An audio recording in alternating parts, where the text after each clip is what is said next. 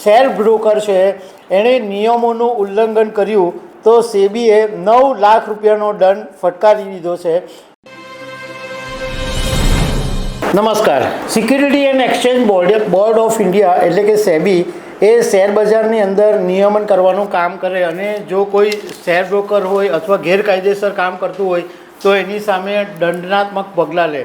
તો એક share broker છે એણે નિયમોનું ઉલ્લંઘન કર્યું તો સેબીએ 9 લાખ રૂપિયાનો દંડ ફટકારી દીધો છે।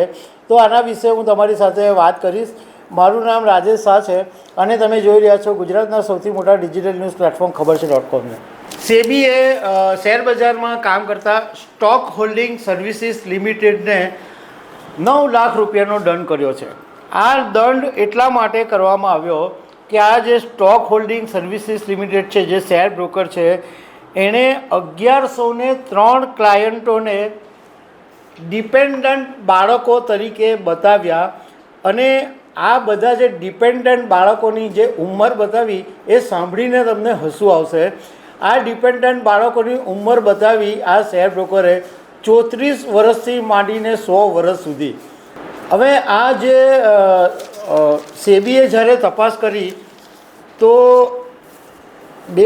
એપ્રિલ 2022થી માંડીને જૂન 2023 સુધીમાં તપાસ કરવામાં આવી તો એક જ ઈમેલ આઈડી અને એક જ મોબાઈલ નંબરના સાથે જોડાયેલા વ્યક્તિઓના ખાતામાં સેબીને ગરબડ મળી એટલે સેબીએ 9 લાખ રૂપિયાનો દંડ ફટકાર્યો। હવે શેર બજારની અંદર એક એવી સિસ્ટમ હોય છે કે એક બ્રોકર તરફથી રોકાણકારોને એક યુનિક ક્લાયન્ટ કોડ આપવામાં આવે એટલે યુસીસી એને કહેવામાં આવે અને એમાં કોન્ટેક્ટ ડિટેલ બધી આપવાની આવે અને આનો સેબીનો આશય એ છે કે સ્ટોક એક્સચેન્જો દ્વારા જે ઇન્વેસ્ટરને તેમના એકાઉન્ટમાં થઈ રહેલા ટ્રાન્ઝેક્શનની માહિતી મળે અને ઇન્વેસ્ટરને એવી ખબર પડે કે એના ખાતાની અંદર કોઈ ખોટા કે બિનઅધિકૃત ટ્રાન્ઝેક્શન તો નથી થઈ રહ્યા ને એના કારણે આ યુનિક આઈડી આપવામાં આવે।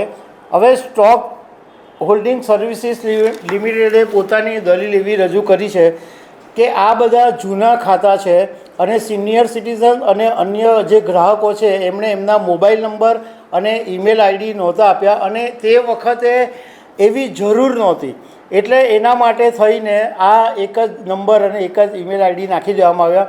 હવે એમાં સુધારવામાં આવી રહ્યું છે પરંતુ એમાં ખાસો સમય લાગે એવું છે પણ અત્યારે તો સેબીએ 9 લાખનો દંડ ફટકારી દીધો છે એટલે સ્ટોક હોલ્ડિંગ સર્વિસીસે આ જે છે એ દંડ ભરવો પડશે। તો દર્શક મિત્રો આવી અનેક વાતો સાથે અમે તમને મળતા રહીશું। Thank you very much.